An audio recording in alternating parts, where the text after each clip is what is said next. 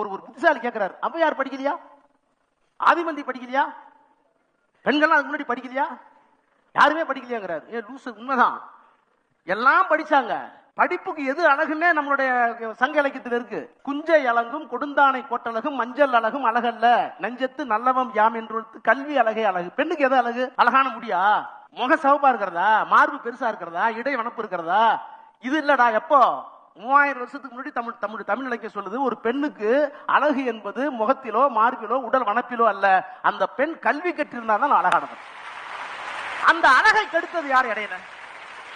இந்த சமஸ்கிருதம் தானே, இந்த பார்ப்பனியம் தானே படிக்காதுன்னு சொன்னது. தமிழ் படிக்க சொன்னிச்சு, இடையில கெடுத்தாங்க. அதே மாதிரி ஆணுக்கு என்ன?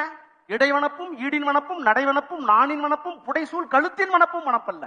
நடக்கிற போது சிங்கம் மாதிரி நடக்கிறார் ராஜா, அவர் தான் ஆம்பளமா, அதான் ஆம்பளை லூசு சொல்லல. தமிழ் விரைப்பான தோள்கள், கழுத்து, மார்பு, அப்படி வீர மாதிரி போறேன்.